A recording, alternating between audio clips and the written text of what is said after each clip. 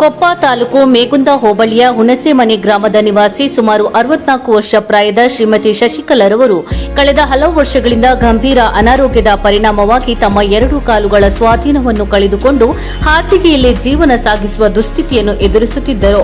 ದಿನನಿತ್ಯದ ಮೂಲಭೂತ ಚಟುವಟಿಕೆಗಳಿಗೂ ಇತರರ ಸಹಾಯ ಅವಲಂಬಿಸಬೇಕಾದ ಪರಿಸ್ಥಿತಿ. ಕುಟುಂಬದವರಿಗೂ ಅವರ ಆರೈಕೆ ದೊಡ್ಡ ಸವಾಲಾಗಿತ್ತು. ಈ ಸಂಕಷ್ಟಕರ ಪರಿಸ್ಥಿತಿಯನ್ನು ಗಮನಿಸಿದ ಸ್ಥಳೀಯ ಅಮ್ಮ ಫೌಂಡೇಶನ್ ಪೂರ್ಣಾವಧಿ ಕಾರ್ಯಕರ್ತರುಗಳು ಶಶಿಕಲಾರವರ ಪರಿಸ್ಥಿತಿಯನ್ನು ಅಮ್ಮ ಫೌಂಡೇಶನ್ ಸಂಸ್ಥಾಪಕ ಅಧ್ಯಕ್ಷರಾದ ಶ್ರೀ ಸುಧಾಕರ್ ಎಸ್ ಶೆಟ್ಟಿ ಅವರಿಗೆ ತಿಳಿಸಿದರು. ವಿಷಯದ ಗಂಭೀರತೆಯನ್ನು ಅರಿತ ಸುಧಾಕರ್ ಎಸ್ ಶೆಟ್ಟಿ ಅವರು ತಕ್ಷಣವೇ ಸ್ಪಂದಿಸಿ ಶಶಿಕಲಾರವರ ದೈನಂದಿನ ಚಲನವಲನಕ್ಕೆ ಸಹಾಯವಾಗುವ ರೀತಿಯಲ್ಲಿ ಅಗತ್ಯ ಕ್ರಮ ಕೈಗೊಳ್ಳುವಂತೆ ಸೂಚನೆ ನೀಡಿದರು.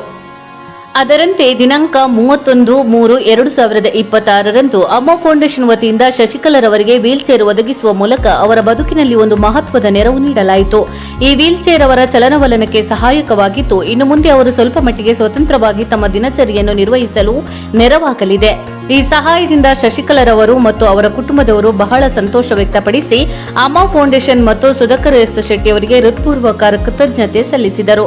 ಮಾನವೀಯತೆ, ಕರುಣೆ ಮತ್ತು ಸಮಾಜ ಸೇವೆಯ ಪರಮೋದ್ದೇಶವನ್ನು ತನ್ನ ಕಾರ್ಯಗಳ ಮೂಲಕ ಪ್ರತಿಪಾದಿಸುತ್ತಿರುವ ಸುಧಾಕರ್ ಎಸ್ ಶೆಟ್ಟಿ ಅವರು ಸಂಕಷ್ಟದಲ್ಲಿರುವ ಜನರ ನೆರವಿಗೆ ಸದಾ ಸಿದ್ಧರಾಗಿರುವುದು ಗಮನಾರ್ಹವಾಗಿದೆ.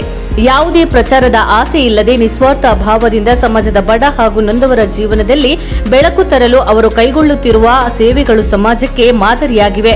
ಇಂತಹ ಮಾನವೀಯ ಹೃದಯ ಹೊಂದಿರುವ ನಾಯಕರು ಸಮಾಜದಲ್ಲಿ ಹೆಚ್ಚಾಗಬೇಕು ಎಂಬ ಆಶಯದೊಂದಿಗೆ ಅವರ ಸೇವಾ ಮನೋಭಾವಕ್ಕೆ ಎಲ್ಲರಿಂದಲೂ ಶ್ಲಾಘನೆ ವ್ಯಕ್ತವಾಗುತ್ತಿದೆ.